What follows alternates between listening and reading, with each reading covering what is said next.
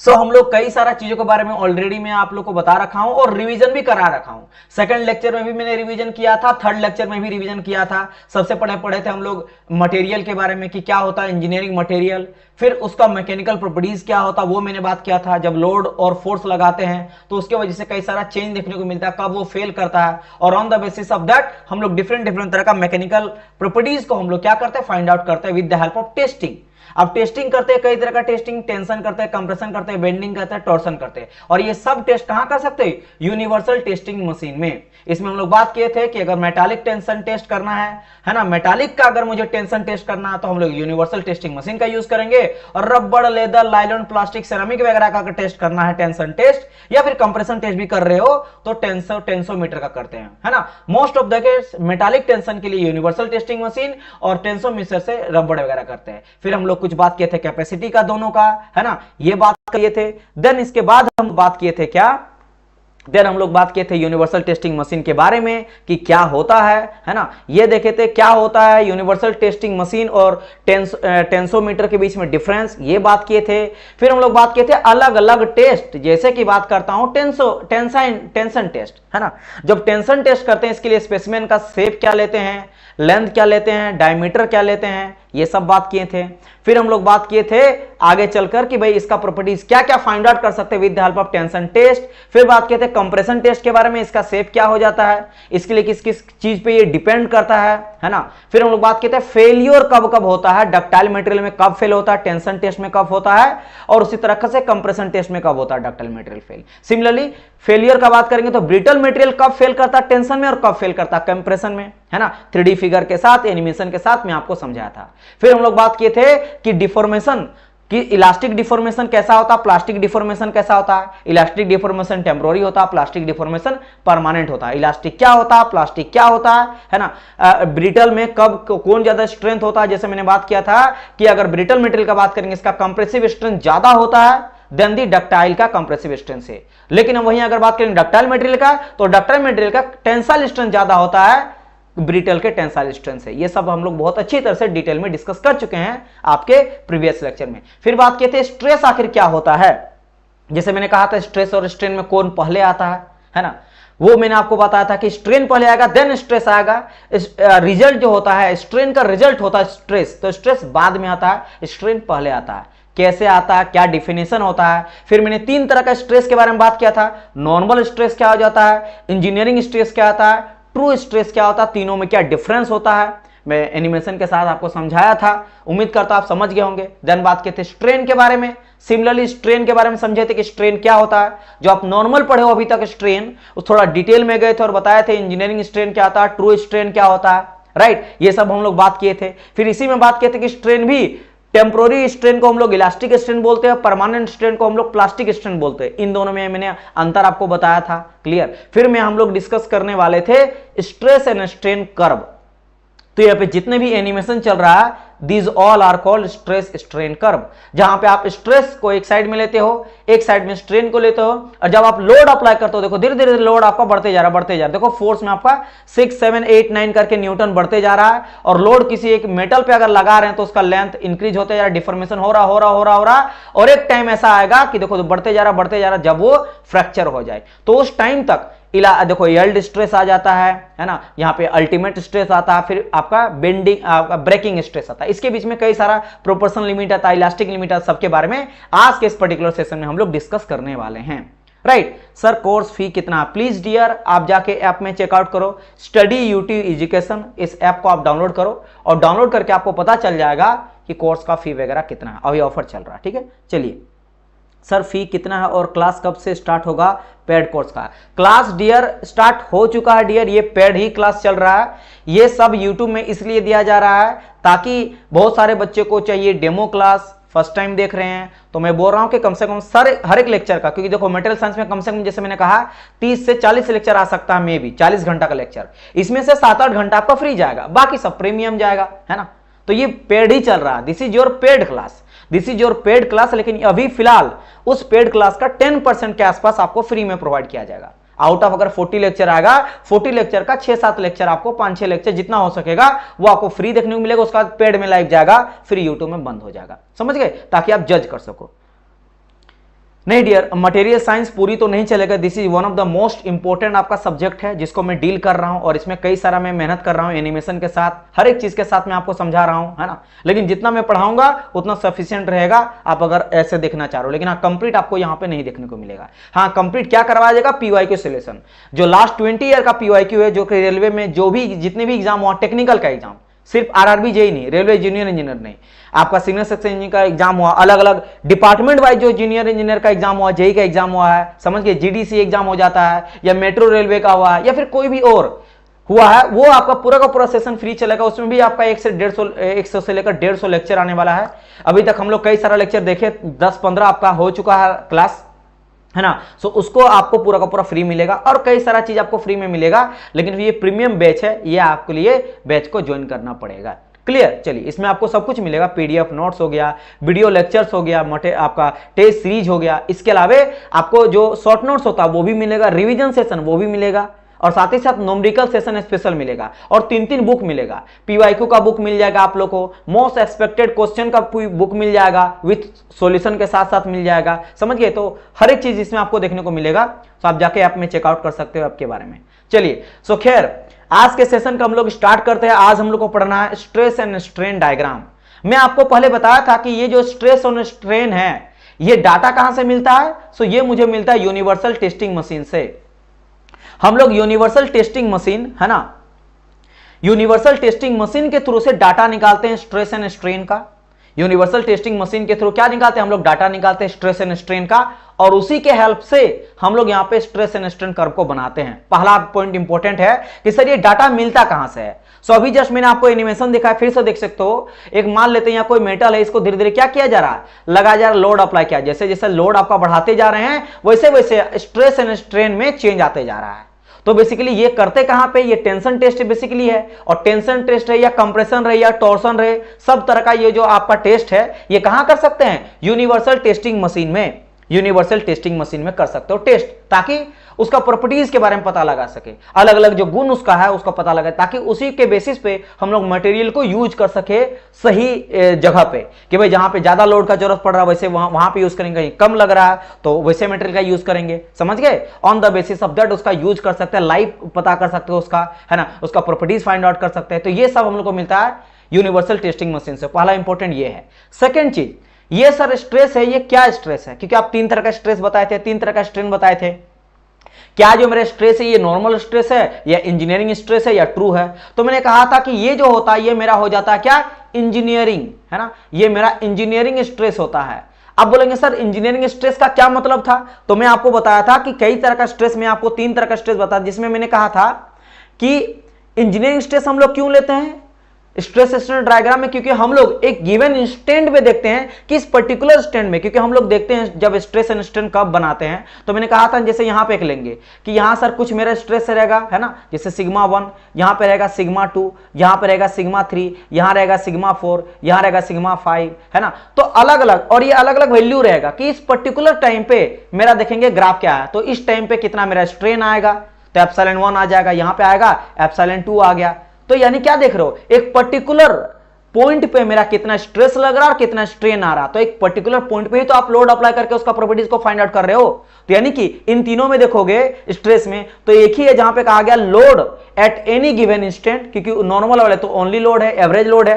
तो यानी कि हम लोग इंजीनियरिंग स्ट्रेस को यूज करेंगे नीचे में ओरिजिनल एरिया को, क्योंकि इसीलिए ट्रू स्ट्रेस को भी नहीं लेते हैं। ट्रू स्ट्रेस में क्या करते हैं, उसी इंस्टेंट का एरिया को लेते हैं, लेकिन हम लोग फिलहाल अभी कंप्लीट एरिया को लेके चलते हैं, उस गिवन इंस्टेंट में कितना लोड लगा, उसके वजह से कितना स्ट्रेन आया और ओरिजिनल एरिया कितना है। इसीलिए engineering stress, similarly engineering strain का बात करते हैं, गिवन इंस्टेंट का कितना चेंज आ रहा, जैसे मैंने कहा एप्सिलॉन 1, तो कई सारे एप्सिलॉन है, एप्सिलॉन 1 2 3 4, तो कोई गिवन इंस्टेंट का देखते हैं कि इस पर्टिकुलर जब मेरा सिग्मा 2, मान लेते हैं यहाँ पे सिग्मा 2 का बात करें कि जब मेरा इतना स्ट्रेस लगा है तो मेरा इतना स्ट्रेन आ रहा, तो गिवन इंस्टेंट में आप स्ट्रेन फाइंड आउट कर रहे हो। तो वही बात करें, change in length in at a given instant divide by original length, complete length के अकॉर्डिंग। जैसे मैंने कहा था कि 5 mm का कोई रड है, उसको खींच के 7 कर दिए तो 5 से 7 हुआ, तो 2 का देखने को मिला मुझे, ओरिजिनल लेंथ कितना था 5 का, डिफॉर्मेशन 2 का हुआ, तो ओरिजिनल लेंथ लेंगे उसमें कितना डिफॉर्मेशन 2 आया, तो क्या हो गया 2/5, क्योंकि 5 से वो 7 हो गया था, तो डिफॉर्मेशन कितना आया 2 का आया, तो वही आ गया। गिवन इंस्टेंट में कितना हुआ ये देखना चाहते हो, ये तो कंप्लीट हो गया 2, लेकिन गिवन इंस्टेंट में आप देखना चाहते हो चेंज इन लेंथ कितना आया और ओरिजिनल लेंथ क्या है। दैट्स व्हाई मैंने आपको कहा था कि हम लोग जो यहां पे स्टडी करते हैं स्ट्रेस स्ट्रेन डायग्राम में, जो आपको कोई नहीं बताएगा 2 चीज, कि ये डायग्राम मेरा यूनिवर्सल टेस्टिंग मशीन में जो हम लोग अप्लाई करते हैं, है ना, लोड अप्लाई करते हैं, वो गिवन इंस्टेंट का लेते हैं, है ना, गिवन इंस्टेंट का लोड लेते हैं और यानी स्ट्रेस लेते हैं, और गिवन इंस्टेंट का हम लोग लेते हैं स्ट्रेन। इसलिए इंजीनियरिंग स्ट्रेस और इंजीनियरिंग स्ट्रेन का डायग्राम होता है और ये डाटा निकलता है यूनिवर्सल टेस्टिंग मशीन से। चलिए ये हो गया। यहां से देखो आपके एग्जाम में बहुत सारा क्वेश्चन पूछा गया है, नंबर ऑफ क्वेश्चन पूछा गया है, और ये डायग्राम से भी नंबर ऑफ क्वेश्चन पूछा गया। ये डायग्राम दे देगा, कभी आपको केवल ये रहेगा, ये बोलेगा बताओ किसका ग्राफ है, आपको ये वाला दे देगा, मान लो ए वाला दे देगा, बी बोल देगा, सी बोल देगा, डी बोल देगा। मैं आपको कई बार बोला हूं कि इस नोट से हर एक सिंगल लाइन से आपको क्वेश्चन पूछा जाता है। यहां पे कोई भी ऐसा चीज बेकार का नहीं लिखा गया, क्योंकि ये कंटेंट मैं खुद से तैयार करता हूं। आपको मैं बताया हूं कि 1 घंटा का लेक्चर, 1.5 घंटा का लेक्चर लेने के लिए मैं 4-5 घंटा पहले मेहनत करता हूं। कई सारा बुक, कई सारा content according to your syllabus, exam pattern के अकॉर्डिंग बनाते, प्योरली डेडिकेटेड रहता आपके सिलेबस के अकॉर्डिंग, कंटेंट के अकॉर्डिंग। तो कोई भी ऐसा टॉपिक नहीं जिसको आपको पढ़ना नहीं, रिवीजन नहीं करना है, क्योंकि हर एक टॉपिक से क्वेश्चन पूछा गया है या पूछा जाएगा, क्योंकि सब का सब आपके पैटर्न के अकॉर्डिंग है। क्लियर, इस चीज का ध्यान रखना। चलिए चलो अब देखो, अगर मैं बात कर ले तो ठीक है सर समझ गए, अब बताइए थोड़ा डायग्राम के बारे में। सो देखो ये हो जाता है आपका क्या, दिस इज योर ग्राफ।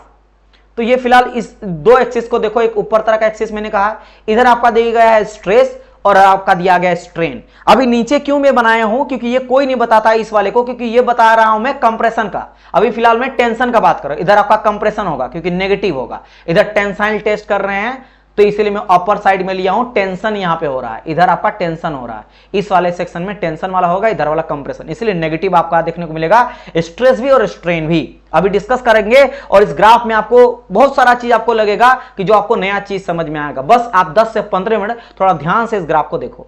तो मैं क्या बोला कि अगर ऊपर साइड बात करेंगे, इधर आपका है क्या सर, स्ट्रेस आपका जा रहा है ना, धीरे धीरे स्ट्रेस आप बढ़ाते जा रहे हो, बढ़ाते जा रहे हो, बढ़ाते जा रहे हो, और इधर सर जैसे जैसे आप स्ट्रेस बढ़ा रहे हो वैसे वैसे डिफॉर्मेशन हो रहा है, डिफॉर्मेशन मेरा आ रहा है।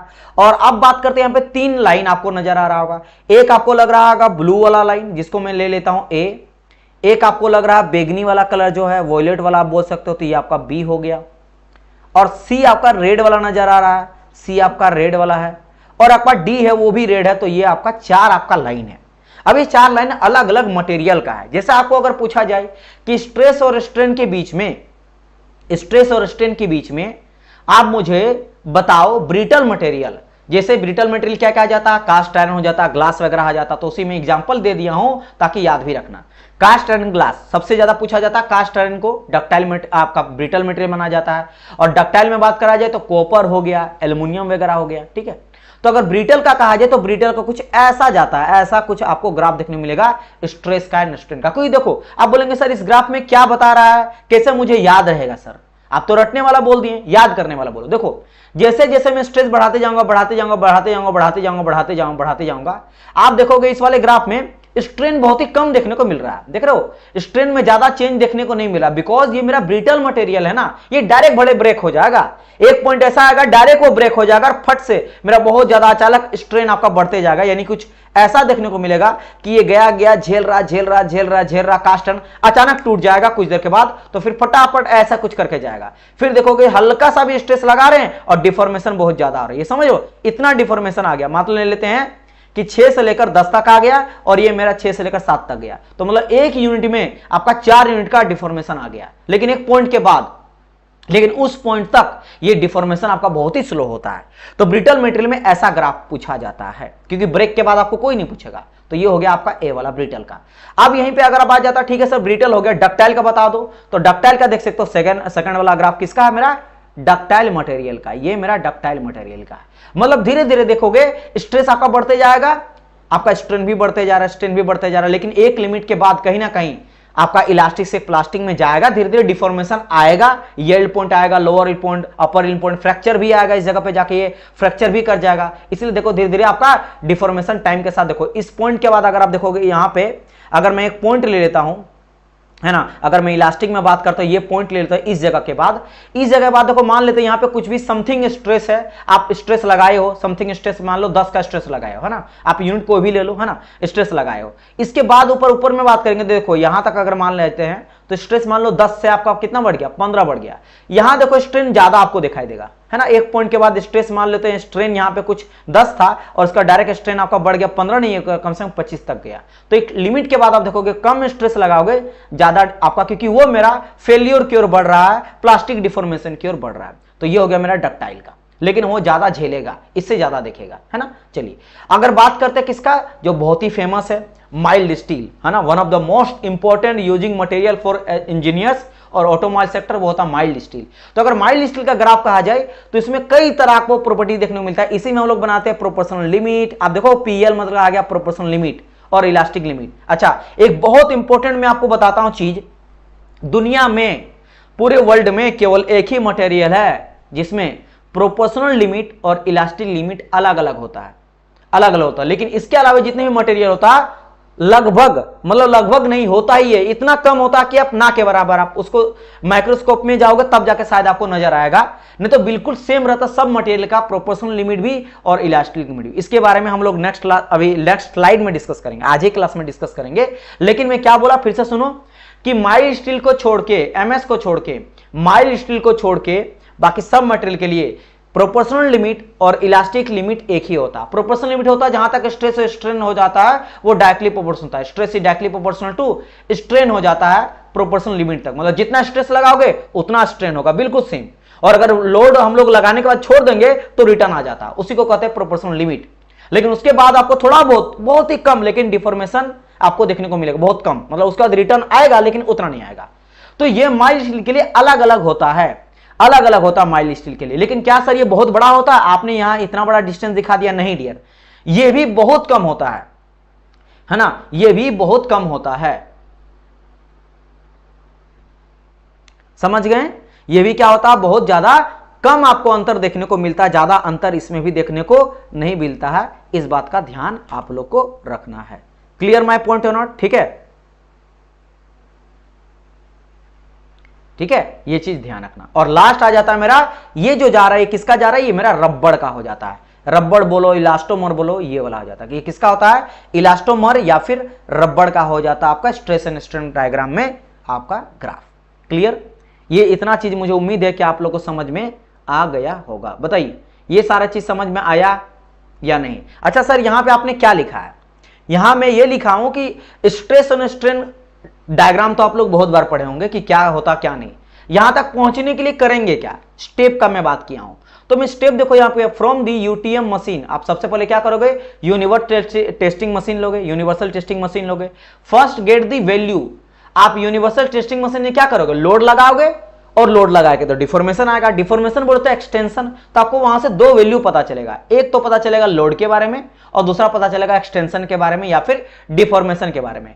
लोड आप धीरे धीरे बढ़ाते जाओगे, वैसे बात है, जैसे मान लो लोड आप लगाए पहले 0, फिर हो गया 5, फिर इसी तरह 10, 15, 20 आपका धीरे धीरे लोड बढ़ाते जाओगे। जैसे जैसे लोड बढ़ेगा वैसे वैसे कोई चीज को अगर खींचोगे तो डिफॉर्मेशन आते जाएगा, तो एक्सटेंशन आपका बढ़ते जाएगा। यानी मान लो ओरिजिनल लेंथ L है तो L प्लस डेल L आ जाएगा, फिर L प्लस आपका 2x इंटू डेल, यानी धीरे धीरे आपका लेंथ भी बढ़ते जा रहा है, वो मैं बताया हूं। अब जब ये दोनों आपका डाटा मिल जाएगा, दोनों डाटा मिल जाएगा, इसके बाद आपको फाइंड आउट क्या करना है, स्ट्रेस एंड स्ट्रेन। तभी तो आप यहां पे स्ट्रेस स्ट्रेन डायग्राम में यहां पे वैल्यू पुट करोगे। लेकिन कौन सा स्ट्रेस, तो बोलेंगे सर हम लोग इंजीनियरिंग स्ट्रेस लेंगे और इंजीनियरिंग स्ट्रेन लेंगे। अब आपको समझ में आएगा कि क्यों यहां पे मैंने इंजीनियरिंग स्ट्रेस और इंजीनियरिंग स्ट्रेन को लिया, क्योंकि मैंने आपको कहा था कि देखो जैसे लोड कितना है मेरा, यहां पे देखना, पहले मैं 0 लिया हूं, फिर 5 लिया हूं, फिर मान लो 10 लिया हूं।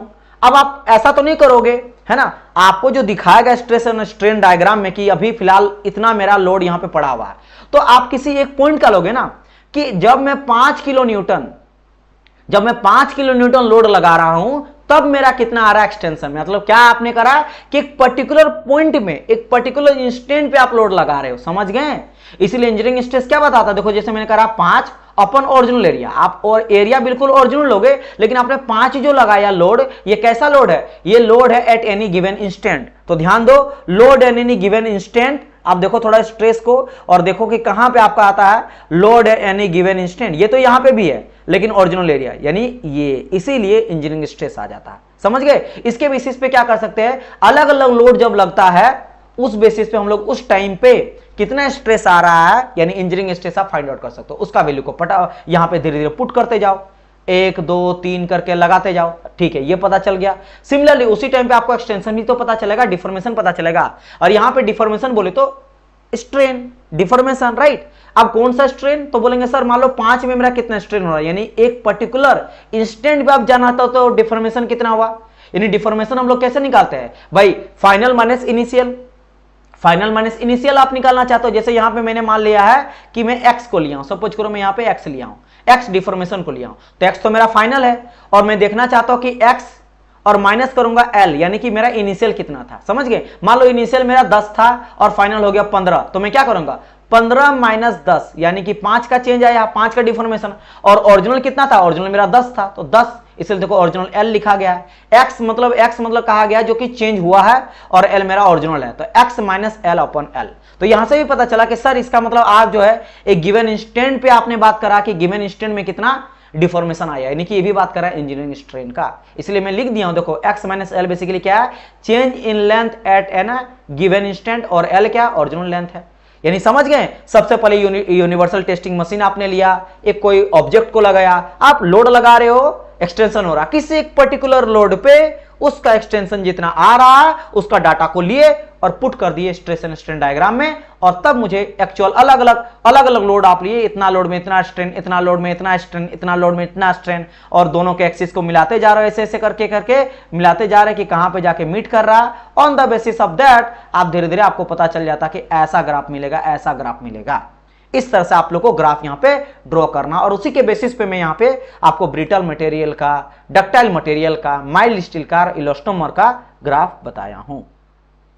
सर आज लेट हो गया पिलर गेट में, कोई बात नहीं डियर,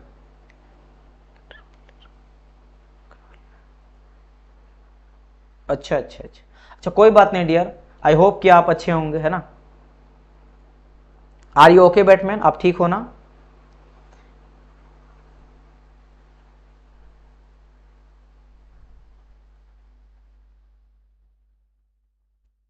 चलिए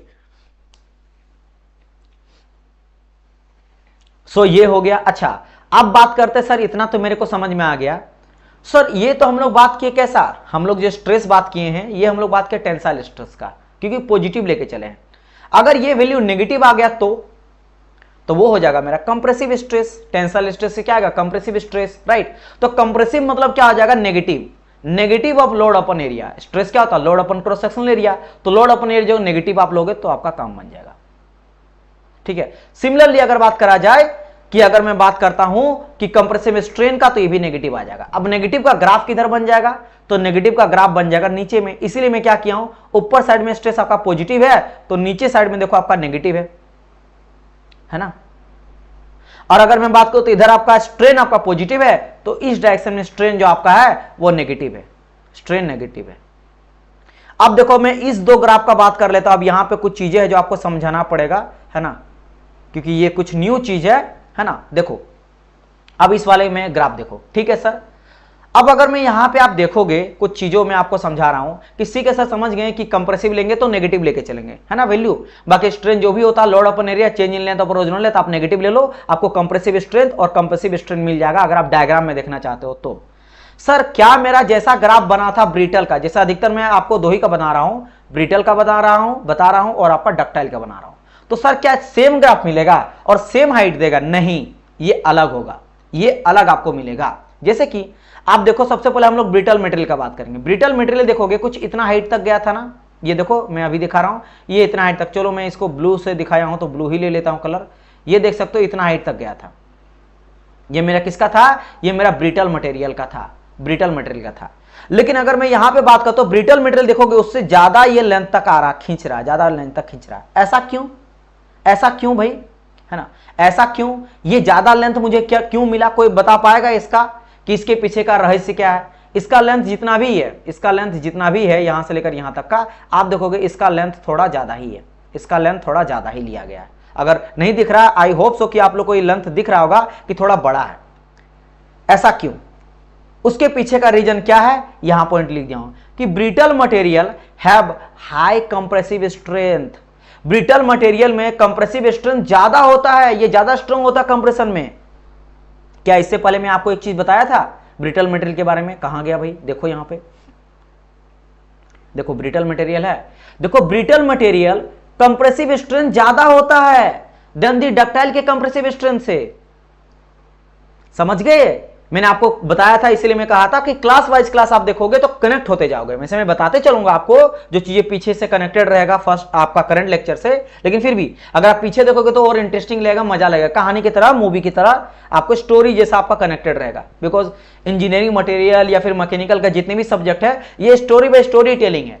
पहला कॉन्सेप्ट के बाद ही दूसरा आएगा, दूसरा के बाद ही तीसरा आएगा, है ना। थर्मो भी पढ़ते तो पहले जीरोथ लॉ, फिर फर्स्ट लॉ, फिर सेकंड लॉ, फिर एंट्रोपी। तो जब तक आप फर्स्ट लॉ नहीं पढ़ोगे सेकंड नहीं समझ आएगा, जीरोथ नहीं पढ़ोगे तो फर्स्ट नहीं समझ आएगा। तो बिल्कुल कंटिन्यूअस चलता है, राइट। तो मैंने आपको पहले बताया था कि ब्रिटल मटेरियल का अगर बात करेंगे कंप्रेसिव स्ट्रेंथ तो ज्यादा होता देन दी टेंसाइल स्ट्रेंथ, यानी ज्यादा देर तक ये झेलेगा, ये जल्दी टूटने वाला नहीं है। यानी अगर मैं बात करता यूनिवर्सल टेस्टिंग मशीन आप लोगे और आप अगर टेंसाइल फोर्स लगाते हो, उसमें टेंसाइल स्ट्रेस लगाते हो, है ना, टेंसाइल लोड लगाते हो, तो वो जल्दी मेरा टूट जाएगा।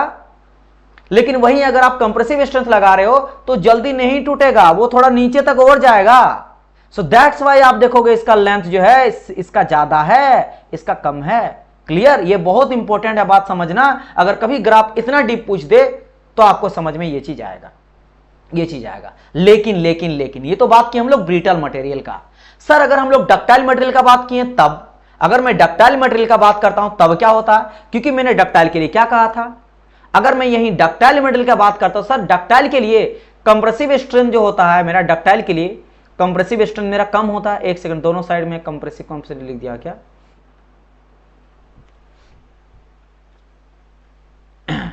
हाँ, डक्टाइल के लिए अगर मैं बात करता हूं तो कंप्रेसिव स्ट्रेंथ मेरा कम होता है ना। डक्टाइल मटेरियल के लिए टेंसाइल स्ट्रेंथ का बात करता हूं, हाँ ये रहा मेरा, ब्रिटल में कंप्रेसिव स्ट्रेंथ ज्यादा होता है, लेकिन डक्टाइल का बात करेंगे तो टेंसाइल स्ट्रेंथ मेरा ज्यादा होता है, ये रहा, है ना।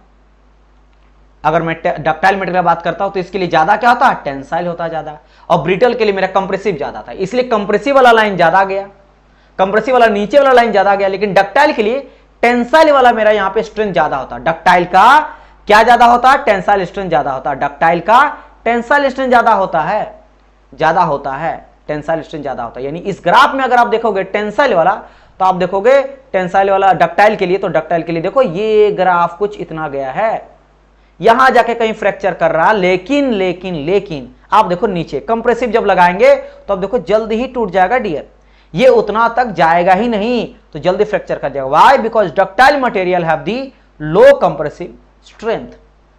इसलिए लिख दिया गया है कि अगर मैं बात करता हूं, यहां पे देखो है ना, sigma T is greater than sigma C, यानी कंप्रेसिव स्ट्रेंथ जो आपका होता है किसका? टेंसाइल का, वो मेरा ज्यादा होता है देन दी कंप्रेशन, है ना। सिमिलरली यहां पे कर दिया। लेकिन वही ब्रिटल मटेरियल की बात करेंगे तो मेरा जो कंप्रेसिव स्ट्रेंथ होता है वो ज्यादा होता है टेंसाइल से। क्लियर? ये बात आपको समझ में आया या नहीं आया एक बार ही बताइएगा। थोड़ा बैक जाके वीडियो देख लेते हूं पहले। हाँ, अगर नहीं समझ आ रहा बिल्कुल कंटिन्यूअस देखो डियर, है ना। देखो मैं सिंपल कहता हूं, मैं बार बार बोलता हूं कि मेरे, इसीलिए मैं बोलता हूं ना कि अगर आप टाइम पास करने आए हो प्लीज, तो कोई आपसे रूड नहीं बात कर रहा हूं, लेकिन टाइम पास के लिए बिल्कुल नहीं है, क्योंकि आपको मैं यहाँ पे शॉर्ट आपको खुश करने के लिए मैं नहीं आया हूं, आपको खुश करने के लिए नहीं आया हूं कि सर ये रहा स्ट्रेस एंड स्ट्रेन डायग्राम जैसा होता, केवल आपको माइल्ड स्टील का सब बताते हैं कि ये रहा प्रोपोर्शनल लिमिट, ये रहा इलास्टिक लिमिट, ये रहा अपर यील्ड पॉइंट, ये होता मेरा लोअर यील्ड पॉइंट, ये रहा मेरा अल्टीमेट पॉइंट, और ये मेरा फ्रैक्चर पॉइंट। खेल खत्म सर, ये इलास्टिक पॉइंट तक सर, प्रोपोर्शनल लिमिट तक आपका रिटर्न आ जाता है बॉडी, जहां तक हुक स्लो काम करता है। इलास्टिक पॉइंट जो होता है यहां तक मेरा रिटर्न धीरे धीरे डिफॉर्मेशन आना स्टार्ट होता है। अपर रिल पॉइंट हो जाता है जहां पे हम लोग यील्ड मेरा यानी डिफॉर्मेशन स्टार्ट होता है। लोअर रिल पॉइंट इसके बाद कम लोड में भी टूट जाता है। फिर अल्टीमेट पॉइंट जहां पे मैक्सिमम आपका स्ट्रेस अप्लाई होता है और फ्रैक्चर में टूट जाता है। सब आप लोग को यही इतने बताया जाता है, लेकिन मैं बियॉन्ड द पॉइंट जा रहा हूं बिकॉज मुझे पता कि कितना आपको चीजें पूछा जाता है कितना नहीं, है ना। इसलिए मैं बोल रहा हूं कि आप बहुत अच्छे से देखना। अगर आप देख रहे हो फर्स्ट टाइम इस लेक्चर को, तो मैं आपसे उम्मीद करूंगा और आशा करूंगा कि इससे पहले भी आपका जो आया है लेक्चर, 3 लेक्चर आया है, उसको आप जरूर देखिएगा, आपको ज्यादा बेहतर तरीके से आप चीजें समझ में आएगा। चलिए, अगर आपको ये भी समझ आया, ये दोनों पॉइंट बहुत इंपॉर्टेंट है, क्योंकि मुझे उम्मीद है कि शायद आप फर्स्ट टाइम पढ़ रहे होंगे। आई होप सो, अगर आप इससे पहले पढ़े होंगे तो बहुत अच्छी बात है ना। बताइए क्या ये चीज आपको समझ आया, कंप्रेशन वाला पार्ट और ये वाला पार्ट समझ आया, छोटा बड़ा वाला लाइन आपको समझ आया क्या मैंने बताया। अगर यहां वाला चीज समझ में आ गया तो एक बार मुझे यस कर सकते हो, मैं आगे बढ़ूंगा नेक्स्ट स्लाइड की ओर और कुछ और चीजें मैं बताऊंगा। जल्दी बताइए, क्या यहां तक चीजें आपको समझ में आया, बताइए।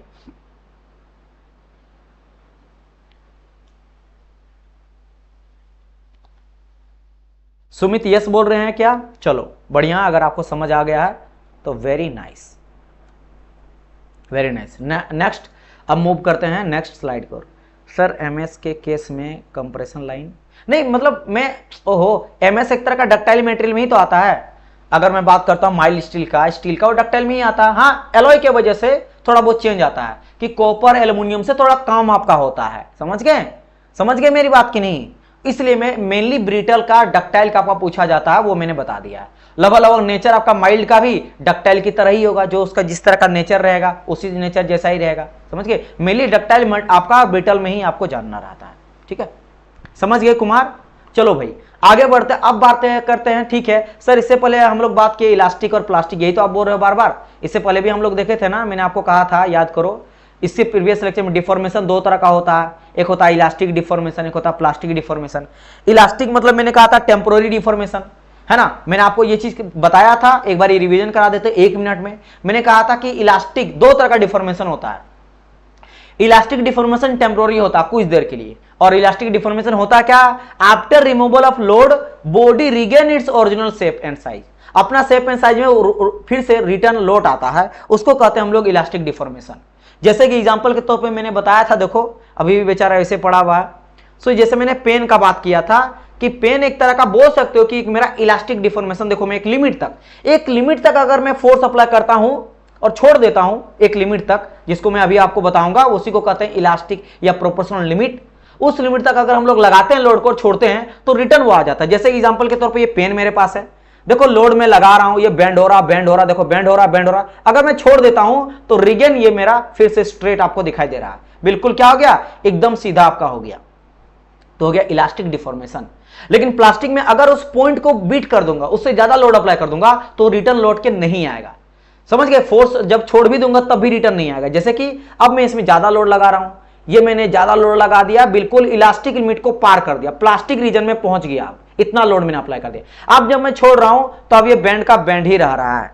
आप आई होप सो कि आपको दिखाई दे रहा होगा, अब देख सकते हो बैंड का बैंड रहा। यानी अब मैंने क्या करा कि इलास्टिक लिमिट से ज्यादा फोर्स अप्लाई कर दिया, जब मैं फोर्स छोड़ भी दिया लगाना, तब भी वो रिटर्न नहीं कर पाया, तो not regain its original shape, उसको कहते हैं प्लास्टिक डिफॉर्मेशन। ठीक है, उसको क्या कहा जाता है, प्लास्टिक डिफॉर्मेशन कहा जाता है। समझ गए? चलो, इसी को हम लोग डिस्कस थोड़ा करेंगे, है ना, इसी को थोड़ा डिस्कस करेंगे, इसको ग्राफ के थ्रू समझने वाले हैं। तो उसी मेरा है यहाँ पे इलास्टिक डिफॉर्मेशन के बारे में थोड़ा समझ देंगे, इलास्टिक डिफॉर्मेशन कैसे होता है। तो पहले बात तो हम लोग स्ट्रेस एंड स्ट्रेन कर्व को डायग्राम को अगर मैं आप ड्रॉ कर लेते हो तो it will be very easy to understand. नीचे वाले जो ग्राफ है डक्टाइल मटेरियल का है ना, कंप्रेशन में may be same as MS, yes ये मेरा डक्टाइल का भी था नीचे एमएस में यहाँ पे, और आपका ब्रिटल का भी है, दोनों का है। बट अंतर मैंने आपको बताया कि कौन सा ग्राफ आपका थोड़ा ये जल्दी ही टूट जाएगा नीचे कंप्रेशन में, कि कंप्रेशन में डक्टाइल मटेरियल थोड़ा वीक होता है, और वहीं अगर बात करें डक्टाइल मटेरियल टेंशन में ज्यादा स्ट्रॉन्ग होता है, इसलिए लंबा गया था। और सेम मैंने बात किया था ब्रिटल में, तो ब्रिटल में मेरा टेंसाइल में अच्छा होता है ना, टेंसाइल में आपका वीक होता है और कंप्रेशन में ज्यादा अच्छा होता है, इसलिए ज्यादा नीचे तक ये गया था। ठीक है, चलो जिसके बारे में यहाँ पे दोनों जगह यहाँ पे लिख दिया गया, मैं आपको समझा दिया गया। चलिए बात करते हैं इलास्टिक डिफॉर्मेशन के बारे में। तो this is your stress strain diagram, इधर आपका स्ट्रेस है और इधर आपका स्ट्रेन है। अब ये ग्राफ आप यहाँ पे देख सकते हो, ये ग्राफ आपका कुछ ऐसे करके गया, रेड वाला ग्राफ, जिसमें आपको देख रहा होगा एक पॉइंट में लिया हूं, इस पॉइंट यहां से लेकर यहां तक का जो ग्राफ है इसका मैं नाम दिया हूं लीनियर पोर्शन ग्राफ। लीनियर मतलब क्या, बिल्कुल स्ट्रेट लाइन है, ये बिल्कुल स्ट्रेट लाइन है। इसका मतलब क्या होता है सर? लीनियर का मतलब एक लाइन में अगर बोलता हूं कि अगर मैं स्ट्रेस लगाता हूं, जैसे कि मान लो स्ट्रेस में लगाया पहले इस तरह से 10 का लगाया, सिग्मा 1 मेरा कितना 10 का है, 10 का मैंने लगा दिया स्ट्रेस, है ना। सो हो सकता है इसमें जो स्ट्रेन भी देखने को मिलेगा मुझे वो भी 10 का ही देखने को मिलेगा, 10 का ही देखने को। अब मान लो स्ट्रेस इक्वल टू क्या आ जाता, लोड अपन एरिया, है ना। तो न्यूटन हो गया, लोड अपन एरिया तो मीटर स्क्वायर, न्यूटन पर मीटर स्क्वायर भी ले सकते हो, पास्कल भी ले सकते हो, जो आपका मन है। तो 10 न्यूटन पर मीटर स्क्वायर मान लो यूनिट लेके चल रहे हो तो 10 आपने लिया, तो 10 भी आया, समझिए। अब इसका वैल्यू अगर मैं बढ़ाता हूं, जैसे मैं अगर कर देता हूं 20 अगर मैं कर देता हूं यहाँ पे क्या, सिग्मा 2 इक्वल टू स्ट्रेस मैंने 20 कर दिया, मतलब कि रेशियो को बढ़ाया, तो ये भी 10 से मेरा 20 आ जाएगा, ये भी डिफॉर्मेशन 20 का देखने को मिलेगा। रेशियो सेम, मतलब 10/10 अगर कर रहे हैं, है ना, स्ट्रेस और स्ट्रेन, तो 1:1 आ रहा है, 1/1 आ रहा है। तो जैसे मैंने इसको 20 कर दिया तो ये भी 20 हो जाएगा, क्योंकि ये कट कुटा के फिर 1/1 ही आएगा। इसी को कहते हैं लीनियर। ये अगर मेरा 100 हो जाएगा, 10 से मान लो 10 गुना बढ़ जाएगा 100, तो ये भी मेरा 10 गुना आपका चेंज देखने को मिलेगा, है ना, 10 गुना चेंज देखने को। और जरूरी नहीं कि 10-10 ही रहे, अगर मान लो यहाँ पे 100 है और यहाँ पे आपका समझ 10-10 में कर दिया, शायद आप लोगों को लगा सर 10-10 जाएगा, इस नहीं, मान लेते हैं सिग्मा 1 यहाँ पे कितना है मेरा 10 है, और इसी जगह पे मेरा स्ट्रेन आ रहा नीचे में एप्सिलॉन 1, ये मेरा 10 ना होकर मान लो 40 है, समझ गए, 40 आ रहा, 40 मान लो मीटर या mm, जिसमें भी आप डिफॉर्मेशन देखना चाह रहे हो आपका आ रहा है ना। चलो ये तो स्ट्रेन कोई यूनिट होता ही नहीं है, तो यूनिट को छोड़ दो आप यहाँ पे, क्योंकि स्ट्रेन जो होता है वो यूनिट लेस होता है, क्योंकि change in length upper original length, तो लेंथ कट के जहां मीटर रहे mm रहे जो भी रहे आपका कट के 0 हो जाता है, तो आपका यूनिट लेस होता है। तो कहने बोले क्या 10/40, तो 10/40 तो कट कुटा के कितना आ रहा, 1/4 के रेशियो में आ रहा, 1:4 आ रहा। अब अगर आप 10 को बढ़ाते हो 20 से, यानी आपने दोगुना बढ़ा दिया, 20 कर दिया, तो भी उसी रेशियो में बढ़ेगा, ये भी क्या होगा उसी रेशियो में आपका बढ़ेगा, फिर भी कट कुटा के आपका कितना आएगा, वही 10 आपका आने वाला है। ये आपको समझना यहां पे पड़ेगा कि अगर मैं 10 से यहां पे क्या कर दिया, 20 कर दिया, तो यहां पे क्या आ जाएगा, यहां पे 8 आ जाएगा, 80 आ जाएगा। ये भी आपका 2:2 से बढ़ जाएगा, 2:2 से बढ़ाया तो भी 2:2 बढ़ गया। तो अगर 10 से 20 तो 40 से 80, फिर भी कट करोगे 2 चौके 8 यानी 1/4। तो समझ गए, इसका मतलब बिल्कुल लीनियर जा रहा है, जैसे जैसे बढ़ेगा ये भी बढ़ेगा, इसलिए एकदम बिल्कुल स्ट्रेट लाइन जाता है यहां तक, इसी को कहते हैं लीनियर पोर्शन। और इसके बाद आ जाता है क्या मेरा नॉन लीनियर वाला, यानी कि अब यहां पे अगर आपका स्ट्रेस जितना है उस रेशियो में नहीं हो जाएगा, हो सकता है आगे पीछे, यानी अगर 10/40 था, है ना, और आपने 10 से 20 करा है, तो हो सकता है ये मेरा क्या होगा कि 80 नहीं जाएगा, 90 चल गया, 90 100 हो गया, 120 हो गया, मतलब उसको फॉलो बिल्कुल नहीं करने वाला है, उसको फॉलो नहीं। ऑब्वियस बात है डिफॉर्मेशन बढ़ेगा ही, घटेगा तो नहीं, है ना, स्ट्रेस के साथ तो आपका बढ़ेगा, लेकिन उस रेशियो से नहीं बढ़ेगा, तो नॉन लीनियर। और इसी में आप देख सकते हो, इस ये पॉइंट है जहां तक आपका लीनियर पोर्शन होता है, जिस लिमिट तक आपका लीनियर लिमिट लगता है उसको कहते हैं इलास्टिक लिमिट या प्रोपोर्शनल लिमिट। और इसके बारे में मैंने एक बहुत ही इंपॉर्टेंट लाइन आपको बताया कि सारे प्रॉपर्टीज को अगर आप माइल्ड स्टील को छोड़ के, जैसे मैंने यहां पे भी आपको समझाया था, माइल्ड स्टील के केस में देखो दो आपका लिमिट मैंने कहा था, प्रोपोर्शनल लिमिट और इलास्टिक लिमिट। तो सारे मटेरियल का, all material have the same proportional और इलास्टिक लिमिट। प्रोपोर्शनल और इलास्टिक लिमिट बिल्कुल सेम होता है माइल्ड स्टील को छोड़ के। माइल्ड स्टील का, जिसको हम लोग लो कार्बन स्टील भी कहते हैं, इसका प्रोपोर्शनल लिमिट जो होता है और इलास्टिक लिमिट अलग अलग होता है, जिसमें ज्यादा कौन होता है, अब ऊपर में आपको देखने को मिलेगा प्रोपोर्शनल लिमिट, मतलब पहले आपको देखने को मिला, सॉरी ऊपर में आपका होता है इलास्टिक लिमिट, पहले आपको प्रोपोर्शनल देखो ना यहाँ पे, पहले प्रोपोर्शनल फिर इलास्टिक है, तो इलास्टिक का वैल्यू ज्यादा रहेगा इलास्टिक स्ट्रेस का, और प्लास्टिक का कम रहेगा, समझ गए, ये चीज ध्यान रखना। लेकिन अब बहुत कम होता है ये अंतर बहुत ज्यादा नहीं होता है। क्या बोलोगे सर अच्छा खासा आपको दिखाई नहीं देगा, अंतर वैल्यू में अगर देखोगे पॉइंट में अगर आएगा, मान लो 5 न्यूटन है तो 5.12 बहुत कम के आसपास आपको रहेगा, लेकिन हाँ अंतर होता है अगर आप बोलोगे तो, लेकिन इसके अलावा सबका सेम होता है, राइट। तो वही कहा जाए कि इलास्टिक डिफॉर्मेशन क्या हो गया इसका मतलब, यानी डिफॉर्मेशन टिल प्रोपोर्शनलिटी लिमिट, इस लिमिट को हम लोग प्रोपोर्शनल लिमिट भी कहते हैं, है ना, या प्रोपोर्शनल लिमिट या प्रोपोर्शनलिटी लिमिट या इलास्टिक लिमिट, है ना, विद इन इलास्टिक, है ना, और विद इन इलास्टिक लिमिट कहा जाता है। यानी डिफॉर्मेशन जो हो रहा है वो अगर मेरा प्रोपोर्शनल लिमिट तक हो रहा और विद इन इलास्टिक लिमिट तक हो रहा, जो कि दोनों का दोनों सेम है, केवल माइल्ड स्टील के लिए दोनों अलग अलग होता है, तो उसको कहेंगे इलास्टिक डिफॉर्मेशन।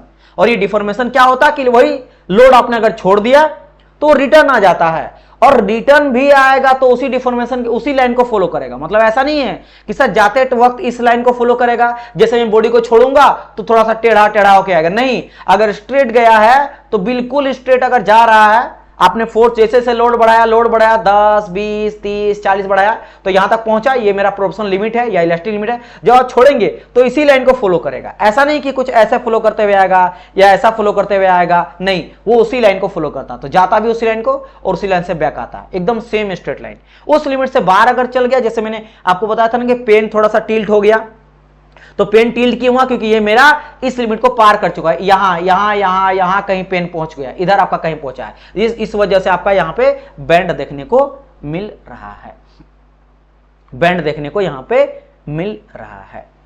समझ रहे हैं बात मेरी? चलिए, तो ये चीज आप लोग को ध्यान रखना है। चलिए, और अगर मैं लीनियर पोर्शन तक का बात करता हूं, लीनियर पोर्शन तक हुक्स लॉ को हम लोग यूज करते हैं, जिसके according stress is directly proportional to strain. जो स्ट्रेस होता है वो डायरेक्टली प्रोपोर्शनल किसका हो जाता है? स्ट्रेन का हो जाता है ना। स्ट्रेस इज डायरेक्टली प्रोपोर्शनल, वही बात है, प्रोपोर्शनल का मैंने आपको समझा ही दिया कि ये अगर 10 है तो सर ये मान लेते 10 और ये 20 है, तो अगर ये 10 से मेरा हो जाएगा, मान लो 4 गुना इंटू कर दे रहे हैं तो सर 40 हो गया, तो भी 4 टाइम बढ़ जाएगा, यानी कि ये कितना हो जाएगा, ये भी 80 हो जाएगा, क्योंकि इसको कट करेंगे तो 1:2 आएगा, इसको भी कट करेंगे तो 1:2 ही आएगा, एकदम प्रोपोर्शनल चलेगा, एकदम प्रोपोर्शनल के बेसिस पे चलेगा। और वो कौन कहता है? हुक्स लॉ, है ना, हुक्स लॉ। यानी अकॉर्डिंग टू हुक्स लॉ कहा जाता है, समटाइम एक क्वेश्चन पूछा जाता है, according to Hooke's law stress is directly proportional to strain, ये ध्यान रखना है ना। यानी हुक्स लॉ के according stress is directly proportional to strain हो जाता है। चलिए, और इसी से आपका बनता है, आता है जब stress is directly proportional to strain है, और आपको पता कि जब भी प्रोपोर्शनल को हटाते हैं कांस्टेंट जुड़ता है, तो जैसे मैं प्रोपोर्शनल को हटा के इज इक्वल टू करूंगा तो यहां पे कांस्टेंट जुड़ेगा, और वो कांस्टेंट आता है क्या? मेरा ई, कैपिटल ई।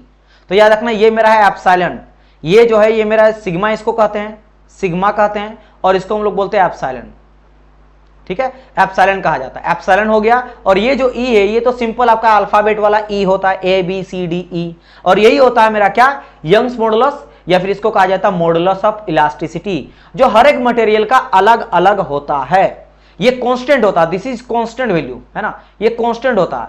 किसी भी अगर मैं मटेरियल का बोल दिया कि कास्ट आयरन है तो उसका मॉडुलस ऑफ इलास्टिसिटी, है ना, मॉडुलस ऑफ इलास्टिसिटी, जिसको हम लोग यंग्स मॉडुलस भी कहते हैं या प्रॉपर्टीज ऑफ मटेरियल भी कहा जाता है ना, वो मेरा क्या होता है? फिक्स्ड रहता है, और ये मेरा मटेरियल के प्रॉपर्टी पे डिपेंड करता है ना, डिपेंड ऑन मटेरियल। जैसे कि मैं कुछ वैल्यू यहां पे बता दिया हूं, इंपॉर्टेंट, जैसे बात करता हूं माइल्ड स्टील का, तो इसका होता है 210 गीगा पास्कल, है ना, 10 गीगा का पास्कल हो जाता है यंग्स मॉडुलस, या आप बोलोगे मॉडुलस ऑफ इलास्टिसिटी। एल्यूमिनियम का बात करेंगे तो 70 के आसपास रहता है, याद रखना, कभी कभी ये 69 भी रहेगा। मैं आपको कुछ डाटा और बता दे रहा हूं जहां पे आपको चेंज देखने को मिल सकता है, जिससे 210 है, ये 200 217 भी कहीं कहीं देखने को मुझे मिला है, तो ये ध्यान रखना है। 217 215 218 20 तक जो बोलेगा तो आप समझ लेना ये इसी का बात कर रहा है। 208 भी दे सकता है, 205 भी दे देगा, तो आप बिल्कुल डरना नहीं है। मतलब 20 तो नहीं जाएगा, क्योंकि अगर मैं 220 का आसपास बात करता तो ये फिर कॉपर आ जाता है, उससे कम रहता है।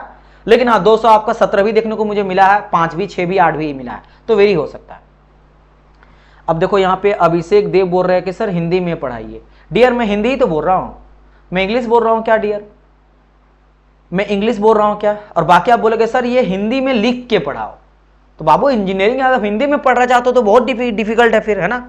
आपको टेक्स्ट बुक इंग्लिश में मिलेगा, है ना, हर एक चीज इंग्लिश में मिलेगा, बुक्स आपको इंग्लिश में मिलेगा, PYQ रहे, क्वेश्चन भी, क्योंकि हिंदी में आप एरर अगर आप देखते हो कई जगहों पे इंग्लिश में एरर, हिंदी में एरर रहता है ना, हिंदी में एरर रहता है, इंग्लिश को ही प्रायोरिटी माना जाता है, और ये गवर्नमेंट भी मानती है।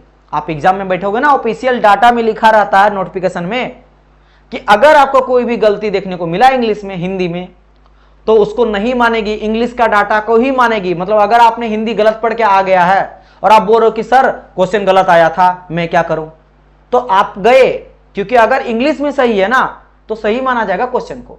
तो दैट्स व्हाई मैं कह रहा हूं इंजीनियरिंग आपको इंग्लिश में पढ़ना चाहिए, क्योंकि अगर आप इंग्लिश से पढ़ते तो बहुत ईजी हो जाता है समझना।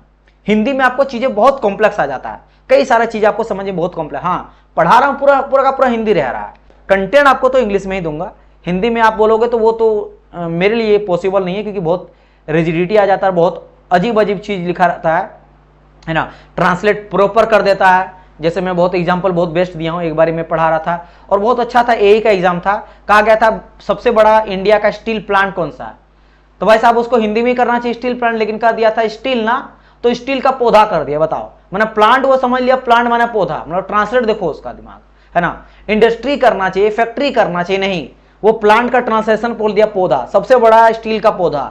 अब जो बच्चा गया हिंदी पढ़ने के लिए वो पागल होते जा रहा है, इस सर पूछ दिया था इतना ऐसा क्वेश्चन ना कि इंडिया का सबसे बड़ा स्टील का पौधा कौन सा है, बोले स्टील का पौधा, ये क्या क्वेश्चन पूछ दिया। बाद में जब इंग्लिश देखा गया तो बोला अच्छा ये तो स्टील प्लांट का बात कर रहा, तो यही होता है ना। तो इसीलिए मैं बोलूंगा बचने के लिए आपको भी। खैर, ये कुछ डाटा है जिसको आपको ध्यान देना है। माइल स्टील का आ जाता है 210 गीगापास्कल, एल्युमिनियम का 70, कॉपर का 100, आपका जैसे मैंने कहा एल्युमिनियम का भी 69 भी देखने को मिला मुझे, है ना। कॉपर का बात करेंगे 220 है। अच्छा ये भी 220 जो है ना, ये 220 मुझे 200, अच्छा हाँ इसका सॉरी, इसका मैं 200 बोल दिया, इसका भी 117 मुझे देखने को मिला, 117, इसका मुझे मिला है 208 देखने को मिली, ठीक है, 208, 210, 11, 12 इस तरह के आसपास। डायमंड का ज्यादा होता है ना, लगभग कितना होता है 1220 हो जाता गीगापास्कल। कास्ट आयरन का, वो भी ग्रे कास्ट आयरन का 130, ग्लास का 50 से 90 वेरी करता है क्योंकि इसका कंपोजिशन के बेसिस पे है। कंक्रीट का 17 गीगापास्कल, प्लास्टिक का 2 और रबड़ का 0.02, बहुत कम होता है रबड़ का, तो इसीलिए इन दोनों को मैं ऐड कर दिया हूं। और कुछ अगर और कुछ क्वेश्चन आ जाता है इसके ऊपर तो हम लोग क्वेश्चन में करेंगे। अच्छा और एक चीज मैं आपको कई बार बोला, फिर से एक बोल देता हूं, पेड कोर्स है इसीलिए मैं बता देता हूं आप लोग को, जब मैं आप लोग को पीवाईक्यू सॉल्यूशन देता हूं, करवाता हूं वीडियो सॉल्यूशन, उसको भी देखना इंपॉर्टेंट है।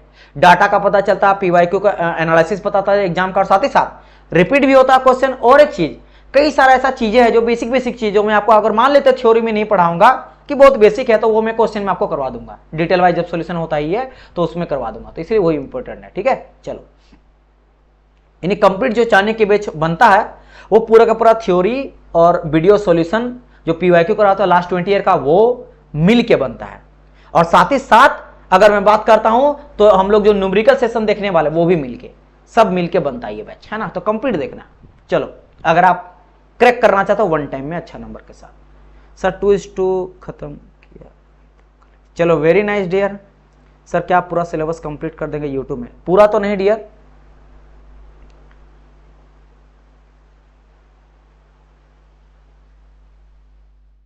आप पेड कोर्स को परचेज कर सकते हो, चाणक्य बैच को, ठीक है। स्टडी विथ ईज और या प्लीज डियर, मैंने कहा आपको आप ऐप को डाउनलोड करो, डिस्क्रिप्शन बॉक्स में आपको लिंक मिल जाएगा। और आप इतना बोल रहे हो तो मैं आपको ऐप का लिंक ही दे देता हूं, या फिर कोर्स का ही लिंक आपको दे देता हूं, आप जाके चेकआउट कर सकते हो। वैसे भी अभी ऑफर चल रहा है और मैं ऑफर को एंड भी करने वाला हूं।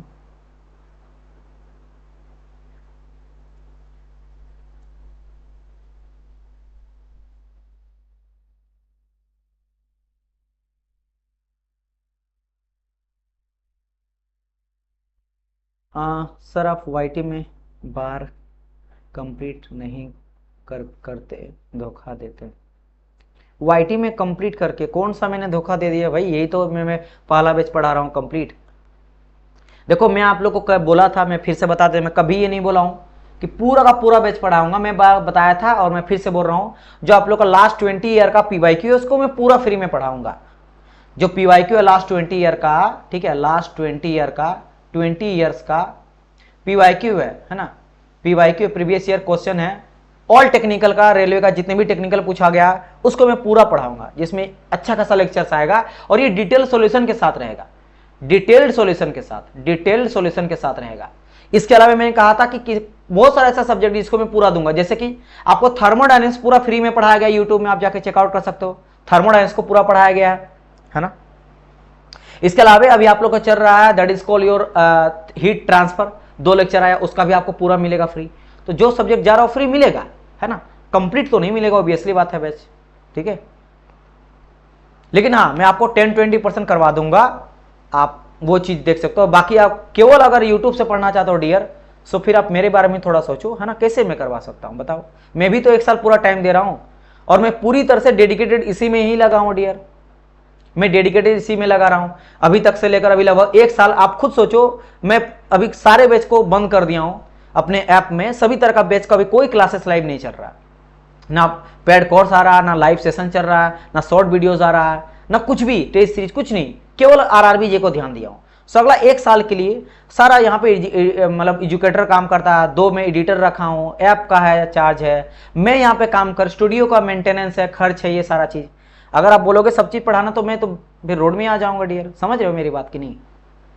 सर आपका अनअकैडमी जैसा नहीं है, आपका ऐप अनअकैडमी जैसा नहीं है मतलब क्या? अनअकैडमी क्या होता है डियर?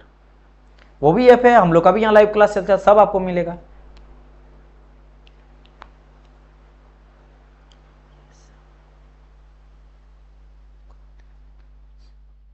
चलिए खैर, अब हम लोग आते हैं नेक्स्ट स्लाइड्स की ओर। तो हम लोग यहां तक डिस्कस कर लिए थे, चलिए बात कर लेते हैं यहां पे क्या, if applied load is remove with in, अच्छा उसी चीज को मैं बात कर दिया हूं, जो इलास्टिक है, इलास्टिक लिमिट तक, जो ये मैं बताया था कि ये रहा मेरा प्रोपोर्शनल लिमिट या इलास्टिक लिमिट। तो इसको कैसे डिफाइन करूंगा?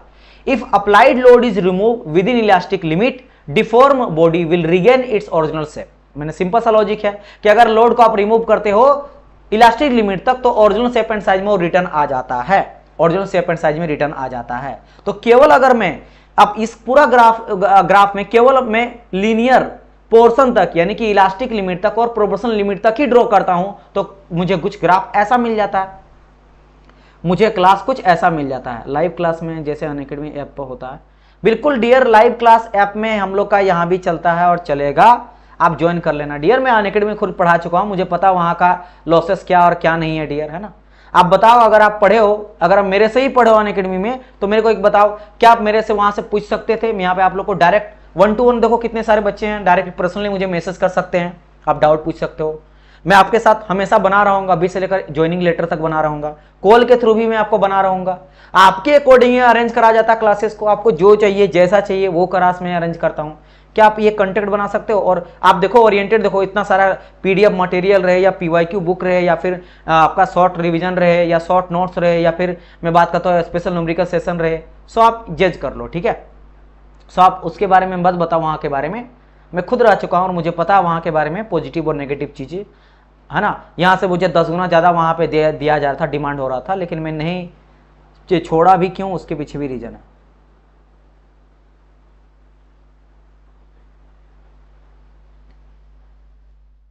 और हाँ, प्लीज़ मैं सभी स्टूडेंट को बोलूँगा, जब आप लाइव कमेंट कर रहे हो तो आप थोड़ा सा सोच समझ के करना प्लीज़, हाँ, कुछ भी मत बोलना यहाँ पे, क्योंकि यहाँ पे मैं पूरी तरह से सबको यहाँ पे देख रहा हूँ, हर एक कमेंट को मैं पढ़ता हूँ, स्टडी करता हूँ, आप लोग को रिप्लाई करता हूँ। तो एज ए फैकल्टी आप अगर एक टीचर को, अपने जो शिक्षक है जो आपको अपने करियर को शेप में लाने के लिए मेहनत कर रहा है ना, आप उसका अगर रिस्पेक्ट नहीं करते हो तो फिर आप कैसे सक्सेस कर सकते हो उस चीज़ के लिए, है ना। जिस चीज़ के लिए वो दिन भर लगा हुआ, जो आपके लिए कंटेंट प्रिपेयर कर रहा है, आप उसको थोड़ा सा सोच समझ के, आप ये समझना कि आपके मैं बड़े भाई की तरह हूँ, है ना। क्या आपका बड़ा भाई जब सामने रहता है तो आप किसी को कुछ भी बोलते हो, कुछ भी अपशब्द बोलते हो, नहीं बोलते हो ना, तो आपको ये समझना पड़ेगा, उससे तो थोड़ा मैं बड़ा ही हूँ एक तरह से बोलोगे, क्योंकि मैं आपका भाई भी हूँ और आपको मैं गाइड कर रहा हूँ, एक शिक्षक भी हूँ, है ना। सो आप इन सभी चीज़ों को अगर आप नहीं समझ रहे हो तो मुझे फिर ब्लॉक करना पड़ेगा आपको, है ना। सो मैं सबको ये बोलूंगा कि सोच समझ के आप लोग कमेंट करना, सभी स्टूडेंट को, चाहे मेरे पेड बच्चे हैं या यूट्यूब वाले बच्चे, सबको मैं ये बोलूंगा। तो प्लीज़ थोड़ा सा सोच समझ आप लोग करना, ठीक है। कि देखो कुछ कमेंट करोगे ऑटोमेटिकली आपका होल्ड कर दिया जाएगा और फिर उसको रिव्यू किया जाएगा, नहीं तो डिलीट कर जाएगा, और इस तरह का अगर ज़्यादा आया तो फिर आपको ब्लॉक कर दिया जा सकता है, फिर उसमें मैं कुछ नहीं कर सकता हूँ। फिर आप कभी भी कोर्सेस वगैरह में या फिर लाइव कमेंट वगैरह नहीं कर सकते हो, डाउट नहीं पूछ सकते हो, तो आपका ही लॉस होगा, है ना। खैर चलिए, अब थोड़ा प्लीज़ फोकस करो, जो मैं पढ़ाता तो मैं चाहता हूँ कि प्लीज़ मुझे पढ़ाने दिया जाए, मैं पूरी तरह से डेडिकेटेड मैं पढ़ाना चाहता हूँ, इधर उधर भटकना नहीं चाहता हूँ। चलो देखो, इसमें ग्राफ में आप देखो तो ये यहाँ तक आ जाता है मेरा पूरा का पूरा, आप देख सकते हो ये मेरा कैसा प्रोपोर्शनल लिमिट तक जा रहा है ना, या इलास्टिक लिमिट तक जा रहा है, ये हो गया मेरा, ये हो गया मेरा इलास्टिक लिमिट, यहाँ तक आ रहा है, इलास्टिक लिमिट आ रहा है, क्लियर। अच्छा, और यहाँ पे क्या लिया गया है, आप देखो लोडिंग या अनलोडिंग कर रहे हैं। जब आप लोडिंग करते हो, मतलब लोड बढ़ाते जा रहा, बढ़ाते, लोड बढ़ा रहे, स्ट्रेस बढ़ा रहे, डिफॉर्मेशन आ रहा, आप इस लिमिट तक पहुंच गए, जाते जाते जाते यहाँ तक पहुंच गए, अब आपको रिटर्न आना है, तो अनलोडिंग भी करेंगे तो सेम पाथ को फॉलो करेगा, वो सेम पाथ को ही फॉलो करने वाला है। तो देखो कहा गया same path followed during loading और unloading during under the elastic limit. इस अंडर द इलास्टिक लिमिट, इस इलास्टिक लिमिट के अंदर तक ही, अगर इससे आपने ज्यादा लगा दिया लोडिंग, तो फिर जरूरी नहीं है कि आप इसी पाथ को फॉलो करें, लेकिन हाँ इसके अंदर में कोई भी पहला पॉइंट, दूसरा पॉइंट, तीसरा पॉइंट कहीं भी अगर लोड में लगाता छोड़ देता हूं तो उसी पाथ को फॉलो करता है, उसी पाथ को फॉलो करता है। अब अगर मैं देखना चाहूंगा एक स्लोप में निकालता हूं यहां से, और स्लोप निकाल के उसको फाइंड आउट करना चाहिए उसका वैल्यू क्या आता है, और उसी से आपको मिलता है क्या, ये जो मैंने कहा था E, that is called your modulus of elasticity या फिर यंग्स मॉडुलस। कैसे मिलता है देखना, जैसे ये मेरा है, जैसे मैं एक क्या करता हूं, यहां पे मैं ग्राफ बनाता हूं, जैसे समझना, ये हो गया स्ट्रेस, ये हो गया स्ट्रेन, और ये अगर आपका प्रोपोर्शनल लिमिट यहां तक गया है। अब मैं यहां पे स्लोप बनाता हूं, ठीक है, मान लेते हैं मैं स्लोप यहां पे एक बनाता हूं, ये स्लोप मेरा हुआ, इसका वैल्यू मैं निकालना चाहता हूं, ये जो थीटा वैल्यू इसको मैं निकालना चाहता हूं। तो आप बोलेंगे सर इसके और इसके बीच में ये जो कुछ आ रहा है, ये कुछ ना कुछ वैल्यू मेरा स्ट्रेस का आएगा, है ना, कुछ वैल्यू किसका आ गया, मेरा स्ट्रेस का आएगा, है ना, तो कुछ मेरा डेल सिग्मा यहां पे देखने को मिलेगा। और अगर मैं बात करता हूं इसके बीच में, चलो इसके बीच में मैंने कहा कि कुछ मेरा सिग्मा का वैल्यू मुझे मिला। एक सेकंड मैं ले लेता हूं रेड या फिर ग्रीन ले लेता हूं, जस्ट अ मिनट। इतना से इतना मुझे क्या मिला, स्ट्रेस मिला। स्ट्रेस का कोई ना कोई तो चेंज आएगा, चेंज इन स्ट्रेस आएगा, तो ये मैं ले लिया हूं। और यहां से यहां के बीच में सर चेंज इन स्ट्रेन मुझे देखने को मिलेगा, चेंज इन स्ट्रेन मुझे देखने को मिलेगा, डेल आपका एप्सिलॉन देखने को मिलेगा, राइट। सो अगर मैं tan थीटा वैल्यू पुट कर दूं, tan इक्वल टू, तो tan इक्वल टू क्या आ जाता है ना, आपको पता है, आपको पता ही है ना। अगर मैं बात करता तो क्या आएगा, sigma E upon sigma, sorry sigma आपका del sigma upon del epsilon, यानी कि stress upon change in stress upon change in strain. और यही तो मेरा हो जाता है क्या, मॉडुलस ऑफ इलास्टिसिटी, बिकॉज अभी मैंने कहा था stress is directly proportional to strain up to elastic limit, because अभी तो हम लोग बात किए क्या, ये तो अप टू इलास्टिक लिमिट ही बात कर रहे हैं। ये जो मैंने बताया किसके लिए है, ये है अप टू इलास्टिक लिमिट तक है, आपका इलास्टिक लिमिट तक ही है, इलास्टिक लिमिट तक ही मैं बात कर रहा हूं। तो stress is directly proportional to strain, जब मेरा यहां पे बात किए थे कि स्ट्रेस को इक्वल टू करते हैं तो मेरा E आ जाता है इक्वल टू स्ट्रेन। और अगर मैं E का वैल्यू निकालना चाहता हूं, E इक्वल टू तो क्या आ जाता है, स्ट्रेस अपॉन स्ट्रेन। तो घुमा फिरा के स्ट्रेस अपॉन स्ट्रेन का जो रेशियो होता है वही तो मेरा देता है मॉडुलस ऑफ इलास्टिसिटी, यानी कि ये जो मेरा tan थीटा है this is nothing but the E, यानी E इक्वल टू भी बोल सकते हो tan थीटा, इक्वल टू बोल सकता हूं change in stress upon change in strain. Clear. So वही यहां पे लिखा गया है कि जो स्लोप, अब देखो ये बेसिकली क्या था, ये मैंने स्लोप निकाला, स्लोप किसका किसका निकाला, स्ट्रेस एंड स्ट्रेन का निकाला, चेंज स्ट्रेस और चेंज स्ट्रेन का। तो वही लिखा हूं कि स्लोप ऑफ लीनियर, और लीनियर का बात कर रहा हूं लीनियर, क्योंकि इलास्टिक लिमिट तक लेके चले हम लोग, प्रोपोर्शनल लिमिट या फिर इलास्टिक लिमिट तक का बात कर रहे हैं। तो वो तो इलास्टिक मिला, लीनियर जाता है मेरा लाइन, ये बिल्कुल स्ट्रेट लाइन जाता, सीधा जाता है। तो क्वेश्चन यहां से पूछा जाता है कि slope of linear stress and strain diagram is known as, या गिव्स क्या देता है, तो slope of linear stress and strain diagram gives modulus of elasticity या फिर यंग्स मॉडुलस, या फिर इज नोन एज, अगर कहा जाए कि slope of linear stress and strain diagram known as, तो कहा जाता है E, यानी मॉडुलस ऑफ इलास्टिसिटी, यानी E इक्वल टू है ना change in sigma upon change in epsilon, change sigma upon change in epsilon. Clear. तो ये बेसिकली जो ग्राफ है ना, ये ग्राफ आपका कहलाता है लीनियर स्ट्रेस स्ट्रेन डायग्राम, क्योंकि कई बार आपको पूछा जाएगा, है ना, आपको मान लो ग्राफ दे दिया जाए लीनियर का या नॉन लीनियर का, जैसे इसके बाद मैं बताऊंगा आपको नॉन लीनियर का, ठीक है। सो आपको पता होना चाहिए कि लीनियर कौन सा है और मेरा नॉन लीनियर कौन सा है। सो ये हो गया लीनियर स्ट्रेस स्ट्रेन डायग्राम। अच्छा, इतना तो सर समझ में आ गया कि सर E मेरा क्या आता है, कहां से आता है, linear stress and strain diagram से आता है, या फिर लॉ का अगर बात करा जाए तो अकॉर्डिंग टू हुक्स लॉ से मुझे आता है स्ट्रेस डायरेक्टली प्रोपोर्शनल स्ट्रेन, वहां से मेरा जो प्रोपोर्शनल हटाते तो कांस्टेंट आ जाता है वैल्यू, जो अलग अलग मटेरियल पे डिपेंड करता है उसका वैल्यू में, या यहां से आता है। सर ये देता क्या है, इससे मुझे क्या पता चलता है, किस चीज के बारे में पता चलता है, वो अगर आप जानना चाहते हो तो उसके बारे में नेक्स्ट लाइन में दिया गया है। E जो मेरा डिटरमाइन करता है, वो डिटरमाइन करता है रेजिस्टेंस पावर।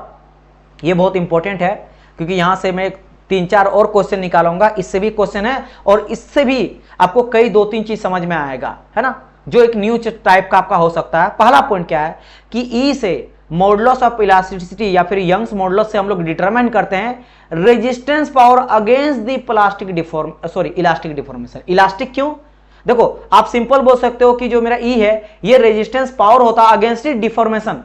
चूंकि E मेरा आया है इलास्टिक पॉइंट से, प्रोपोर्शनल लिमिट से, इसलिए मैं इलास्टिक यहां पे आगे जोड़ दिया हूं। यानी पूरा अगर मैं बात करता हूं तो जो मेरा यंग्स मॉडुलस है इससे हम लोग डिटरमाइन करते हैं resistance power against the elastic deformation, और रेजिस्टेंस पावर इलास्टिक डिफॉर्मेशन को ही बोलते हैं स्टिफनेस। जो मेरा रेजिस्टेंस पावर होता है against elastic deformation, resistance power यानी कि मान लेते हैं किसी बॉडी में कोई मेरा इलास्टिक आपका मटेरियल है, उसमें आप लोड लगा रहे हो, स्ट्रेस वगैरह लगा रहे हो, है ना, और उसको आप डिफॉर्म करना चाह रहे हो। सो वो जो उसके अंदर का रेजिस्टेंस पावर रहेगा कि नहीं मैं खींचने नहीं दूंगा, डिफॉर्म नहीं होने दूंगा, वही आपका होता है स्टिफनेस। और यही तो चेक करता है, यही तो फाइंड आउट करता है ई बेसिकली फाइंड आउट करता है। क्या फाइंड आउट करता है? ये फाइंड करता है कि किसी भी अगर मेरा इलास्टिक ऑब्जेक्ट है, कोई बॉडी है या कोई भी मटेरियल रहे, इलास्टिक लिमिट तक जितना भी आप लोड लगा रहे हो उसके अंदर का जो रेजिस्टेंस पावर होता है, जो उसको डिफॉर्मेशन नहीं होने देता, डिफॉर्म नहीं होने देता है, वही फाइंड आउट करता है थ्रू दी ई। और उस डेफिनेशन को कहा जाता है स्टिफनेस। उस जो पावर है, वो रेजिस्टेंस पावर है जो डिफॉर्म होने नहीं देता है, उसी को कहा जाता है स्टिफनेस, उसी को कहा जाता है stiffness. Yes, load upon deformation. तो आप थोड़ा सा, अब देखो आपने यहां पे बताया कि सर स्टिफनेस इक्वल टू होता है लोड अपॉन डिफॉर्मेशन।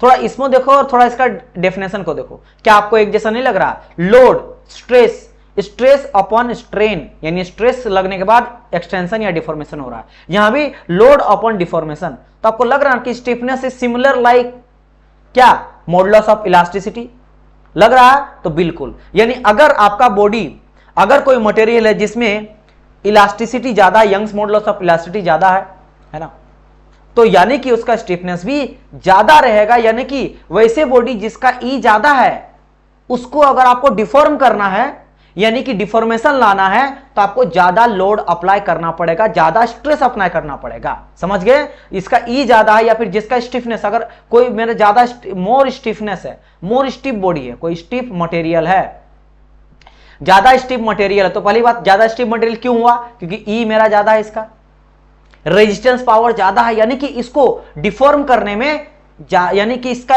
अगर बात कहा जाए, सिंपल अगर कहा जाए कि स्ट्रेन आपको बहुत ही कम देखने को मिलेगा। स्ट्रेन बहुत ही लेस होगा, कम होगा, लेस स्ट्रेन देखने को मिलेगा मोर स्टिफ मटेरियल का। कोई कहा जाए कि ये मटेरियल बहुत ही स्टिफ है, तो क्या इसमें डिफॉर्मेशन ज्यादा होगा या कम होगा? तो बोलेंगे अगर ज्यादा स्टिफ है तो इसमें स्ट्रेन कम से कम देखने को मिलेगा, डिफॉर्मेशन कम से कम देखने को मिलेगा। क्यों? क्योंकि इसके अंदर का रेजिस्टेंस पावर जो है अगेंस्ट द इलास्टिक डिफॉर्मेशन ज्यादा है, इलास्टिक डिफॉर्मेशन तक। समझ गए? यानी इसका ई भी ज्यादा है। क्लियर? सो इसलिए यहां से ये भी बहुत इंपॉर्टेंट पॉइंट आ गया है, एक स्टिफनेस वाला ये पॉइंट आ गया। ई से क्या फाइंड आउट करते हैं, ये भी एक डेफिनेशन के अकॉर्डिंग आ सकता है क्वेश्चन, है ना। और अगर किसका ई ज्यादा रहता तो स्टिफनेस ज्यादा रहता, और इससे और एक क्वेश्चन बन जाता है जिसको आप बना सकते हो कि यानी कि इसका स्ट्रेन आपको कम देखने को मिलेगा। स्ट्रेन जो रहेगा, स्ट्रेन आपको लेस देखने को मिलेगा, कम देखने को मिलेगा, लेस, है ना। स्ट्रेन कम आएगा अगर ई ज्यादा स्टिफ ज्यादा है तो, क्योंकि उसमें रेजिस्टेंस पावर ज्यादा है। क्लियर? सर पेड क्लास में डेली कितने घंटे क्लास होता है और कितने टाइम से कोर्स कंप्लीट हो जाएगा? सर आप 110 क्वेश्चन ठीक तो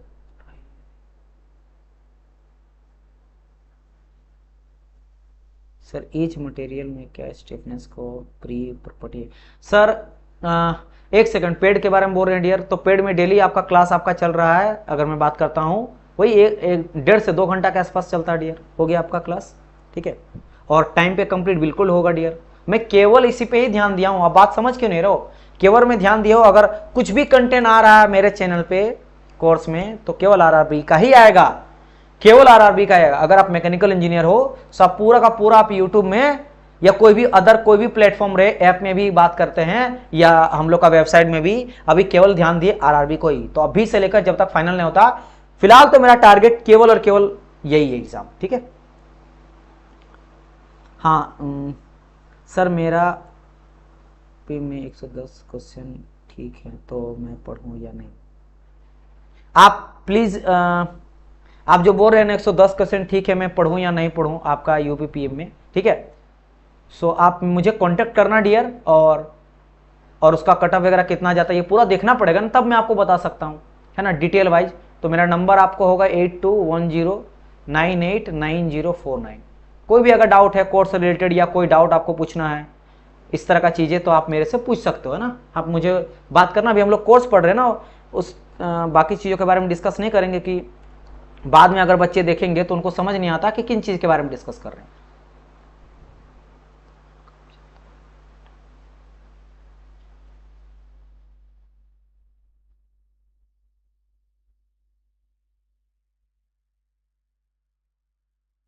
सर पीडीएफ इसका कहाँ मिलेगा या नहीं दिखा रहा है? डियर, इसका पीडीएफ आपको ऐप में मिलेगा, ऐप में पीडीएफ मिलेगा, ठीक है। ऐप में चाणक्य के बैच में आपको मिलेगा, ठीक है। चलिए, सो ये वाला चीज आप लोग को समझ में यहां तक आ गया होगा, इसीलिए यहां पे लिख दिया गया है। सो इसीलिए stiffness of material depend of modulus of elasticity, है ना, या यंग्स मॉडुलस। यंग्स मॉडुलस में मटेरियल का स्टिफनेस डिपेंड करता है, क्योंकि स्टिफनेस ज्यादा, आपका ई ज्यादा, और वो ज्यादा स्टिफ हुआ तो ज्यादा कम से कम डिफॉर्मेशन आएगा। और वही कहा गया material have this more stiffness have the less strain, जिसमें ई ज्यादा या स्टिफ ज्यादा है उसमें कम से कम स्ट्रेन या डिफॉर्मेशन आएगा, यानी ज्यादा आपको उसके अंदर ज्यादा रेजिस्टेंस पावर है ना, ज्यादा आपको वहां पे अप्लाई करना पड़ेगा स्ट्रेस या लोड, तब जाकर उसमें डिफॉर्मेशन देखने को मिलेगा बाकी आपके ऑब्जेक्ट से। क्लियर? चलो यहां तक क्लियर आप लोग को हो गया होगा। नाउ बात करते हैं नॉन लीनियर इलास्टिक कर्व का। ये तो मेरा हो गया लीनियर वाला, जैसे मैंने कहा था ये मेरा लीनियर स्ट्रेस और स्ट्रेस डायग्राम था। अब यहां पे बात करते हैं अगर मेरा लीनियर ना रहा तो, जैसे देखो स्टार्टिंग से ही आपका क्या है, विद द हेल्प ऑफ, जैसे इसे ऊपर होते जा रहा है, आप देखोगे कि आप ये लीनियर नहीं है। यहां पे देखोगे स्ट्रेस आपका इतना लगा हुआ है, तो यहां देखोगे स्ट्रेन कुछ रहेगा। फिर जैसे जैसे में स्ट्रेस बढ़ रहा है लेकिन स्ट्रेन बहुत ही कम है, आप देखोगे स्ट्रेस का देखो और स्ट्रेन देखो, है ना। आप देखो स्ट्रेस यहाँ पे मान लेते 10 है, फिर मान लो 10 के बाद कुछ गया 20 के बाद मान लेते यहाँ पे 40 चल गया है, लेकिन स्ट्रेन में ज्यादा अंतर नहीं देखने को मिल रहा है। ये अगर मान लो तो 10 से स्टार्ट करते हैं, 10 के बाद कुछ 12 गया है, फिर 15 गया है, तो आप देख रहे हो यहाँ पे, यानी कि लीनियर तो बिल्कुल नहीं है। लीनियर मेरा ये बिल्कुल नहीं है, मेरा नॉन लीनियर है।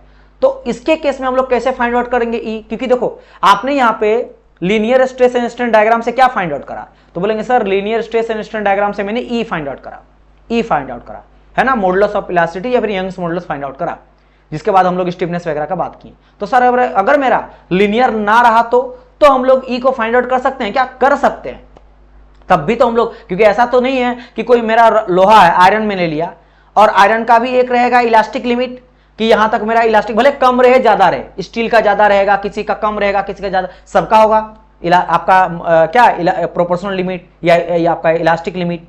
लेकिन उसके बाद जब वो प्लास्टिक में जाता है तो ऐसा थोड़ा ना कि इसके अंदर का ई जो है मॉडुलस ऑफ इलास्टिसिटी खत्म हो जाता है, क्योंकि वो हर एक मटेरियल का प्रॉपर्टी होता है ना, मटेरियल की प्रॉपर्टी पे ही डिपेंड करता है ई मेरा, तो होगा ही, तो बिल्कुल फाइंड आउट कर सकते। लेकिन सर कैसे? क्योंकि यहां पे हम लोग तो फाइंड आउट कर दिए किसके थ्रू से, हम लोग यहां पे फाइंड आउट कर दिए आपका इसके थ्रू से, है ना। लेकिन ये अप टू इलास्टिक लिमिट तक ही बात किए थे, प्रोपोर्शनल लिमिट तक ही बात किए थे, लेकिन उसके ऊपर चल जाता है तब हम लोग को ई फाइंड आउट करते हैं with the help of two theory. एक होता है टेंजेंट मॉडुलस के थ्रू हम लोग फाइंड आउट कर सकते हैं ई को, और दूसरा हो जाता है सेकेंड मेथड, है ना, सेकेंड है, सेकेंड नहीं है, SECUND नहीं है, SECANT है, सेकेंड, है ना, सेकेंड मॉडुलस। तो ये दो मेथड है, एक आपका है टेंजेंट मॉडुलस, एक आपका सेकेंड मॉडुलस। इन दोनों के थ्रू से आप क्या कर सकते हो, ई को फाइंड आउट कर सकते हो, यंग्स मॉडुलस को आप फाइंड आउट, या फिर मॉडुलस ऑफ इलास्टिसिटी, है ना, को आप फाइंड आउट कर सकते हो दोनों के थ्रू। अच्छा सर दोनों के थ्रू क्या सर मेरा वैल्यू अलग अलग देगा? नहीं, ये अलग अलग तरीका है, दोनों से एक ही चीज देगा, दोनों से एक ही रिजल्ट निकलेगा। बिकॉज ऑब्वियसली बात है किसी भी मटेरियल का जो ई जो रहेगा वो तो कांस्टेंट टर्म है, ये तो कांस्टेंट वैल्यू है। आयरन है तो उसका अलग, कॉपर है तो उसका अलग, एल्यूमिनियम है तो उसका अलग, माइल स्टील अलग, कॉपर आपका ग्रे कास्ट आयरन है उसका अलग, रबड़ है उसका अलग, यानी कि ये दोनों तरीके से भी को फाइंड कर सकते हो, दोनों से एक ही वैल्यू निकलेगा, बस तरीका अलग अलग है। जैसे क्वेश्चन को दो तरीके से बना सकते हैं लेकिन आंसर तो दोनों से सेम ही आएगा, सेम तरीका है। अब इन दोनों से कैसे फाइंड आउट करते हैं वो जान लो, है ना। अगर मैं यहाँ पे बात करता हूं, है ना, हाँ यहाँ पे हम लोग लिए थे आपका टेंजेंट लिए थे, यस। अच्छा मैं यहाँ पे लिखा नहीं हूं ना, अच्छा यहाँ पे एक चीज था तो ऐड कर लेना यहाँ पे, है ना। हम लोग यहाँ पे स्लोप लिए थे, ठीक है, यहाँ पे स्लोप लिए थे स्ट्रेस एंड स्ट्रेन का। चलो यहाँ पे डायरेक्ट लिए दिया स्लोप एंड स्ट्रेन, तो आप यहाँ पे टेन थीटा इक्वल टू लिखना, है ना, टेन थीटा इक्वल टू क्या आ जाएगा यहाँ पे सिग्मा ई अपॉन आपका del sigma upon del epsilon, ये वाला छूट गया, इसको भी आप लिखना। तो हम लोग स्लोप के through, slope of stress and strain लेके हम लोग ई को फाइंड आउट किए थे। यहां पे हम लोग टेंजेंट मॉडुलस के थ्रू या फिर सेकंड मॉडुलस के थ्रू ई को फाइंड आउट करेंगे। तरीका क्या, थोड़ा तरीका जान लो। अगर मैं बात करता हूं टेंजेंट का, तो टेंजेंट में क्या करते हैं हम लोग, सबसे पहले जो भी आपका नॉन लीनियर आपका कर्व है, इस आपके कर्व में कोई भी एक पॉइंट लेंगे।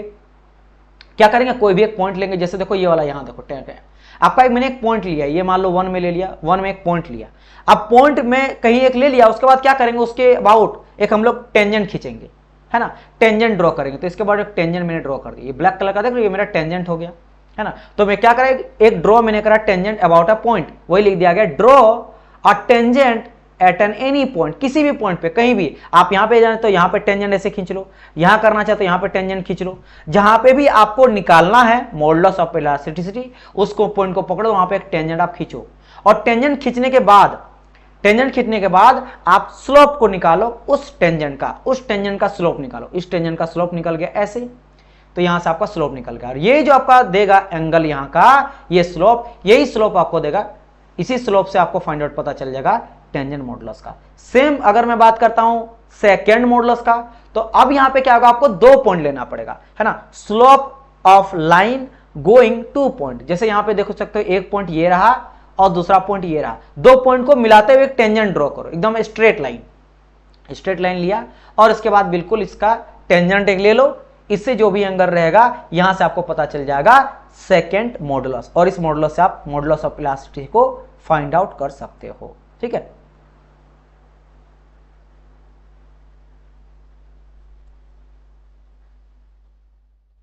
सर बाद में क्लास देखते हैं, लाइव कमेंट क्यों नहीं शो होता? बाद में आप क्लास अगर देखोगे डियर, तो लाइव कमेंट कहां से शो होगा? ये लाइव में आप अगर आप आते हो तभी, ये तो नॉर्मल बात है ना डियर। आप बाद में अगर करोगे तो वो आपका ऑफलाइन कमेंट में जाएगा, वहां पे मैं रिप्लाई तो नहीं कर सकता, मैं हमेशा तो 24 आवर नहीं आऊंगा लाइव, है ना। जब पढ़ाता हूं तभी लाइव अगर आप कमेंट करिएगा, तभी मैं आपका रिप्लाई कर सकता हूं। भाई अपना डाउट, आप जैसे भी जितना डाउट आप पूछ रहे हो, मैं डाउट आपका ले सकता हूं। लेकिन अगर आप अभी अगर जैसे ही लाइव बंद होगा उसके बाद भी कमेंट करोगे तो फिर वो नहीं दिखेगा ना, लाइव कमेंट बंद हो जाता, केवल लाइव में ही ओपन होता बस। चलिए, सो ये चीज आपका हो गया। और बहुत और एक पॉइंट कि जैसे जैसे टेम्परेचर बढ़ता है वैसे वैसे ई जो है वो आपका कम होने लगता है, मॉडुलस ऑफ इलास्टिसिटी, क्योंकि इलास्टिसिटी कम होगा ना, सॉफ्ट होते जाता है ना, टेम्परेचर बढ़ाते हो उसका सॉफ्टनेस बढ़ते जाता है, तो वैसे वैसे क्या हो जाता है, आपका मॉडुलस ऑफ इलास्टिसिटी घटते जाता है टेम्परेचर के राइज करने के साथ साथ।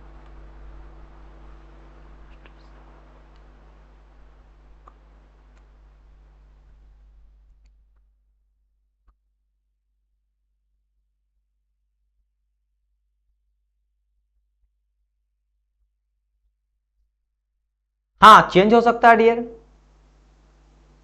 एंगल चेंज हो सकता है, बिल्कुल चेंज हो सकता है ना। अगर आप इस पॉइंट को कहीं और चेंज करोगे तो माइट भी यहाँ पे कुछ वैल्यूज चेंज होगा, है ना, क्योंकि एंगल चेंज होगा, लेकिन रिजल्ट जो मिलेगा वो सेम मिलेगा, क्योंकि उस टाइम पे स्ट्रेस अलग लग रहा है, स्ट्रेन अलग आ रहा है, ठीक है, वैल्यू सेम रहेगा, लेकिन हाँ इसका थीटा का वैल्यू में भी अलग अलग आपका चेंज देखने को मिल सकता है,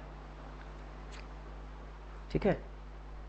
और देखो स्ट्रेस पे मेनली डिपेंड नहीं करता, ये चीज है उन दोनों पे डिपेंड करता है, ठीक है। यहाँ पे हम लोग निकालते हैं स्ट्रेस और स्ट्रेन दोनों पे लेते हैं ना, तो वहां पे आपको दोनों का चेंज आएगा, उसमें कुछ चेंज अगर आ रहा तो इसमें भी कुछ चेंज आएगा, है ना। उसके वजह से वैल्यू जो रहेगा वो सेम रहेगा। मान लो 10/20 कर रहे हैं तो यहाँ पे आ रहा क्या मेरा 1/2 आ रहा है, तो अगर मान लेते ये चेंज हो जा रहा कुछ, है ना, ये चेंज होकर 40 हो गया है, तो भी कुछ चेंज होकर 80 हो जाएगा, फिर आपका 1/2 आएगा, ऐसा कुछ, रिजल्ट तो सेम ही आएगा।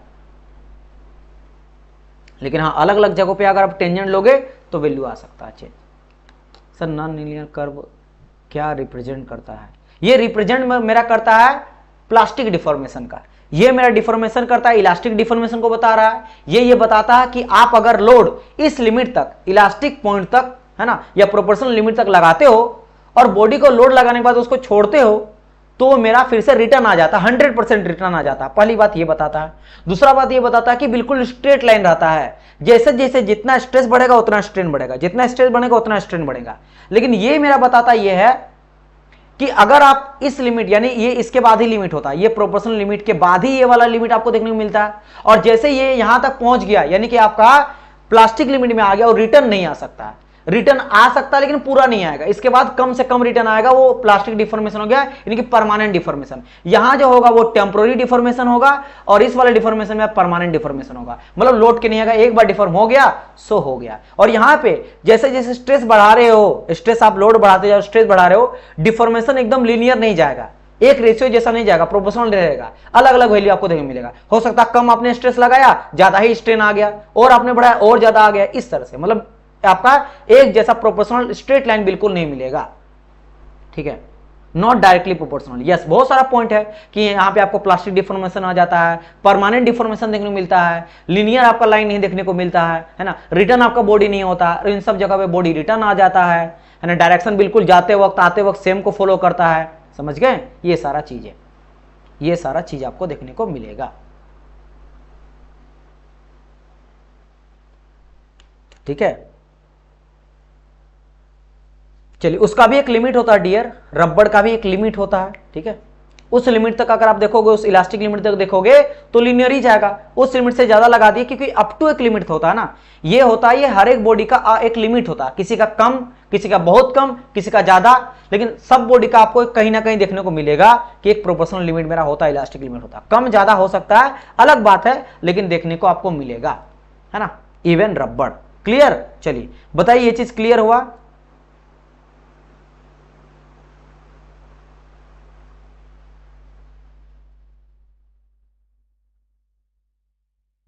यहां तक समझ आया आप लोग को?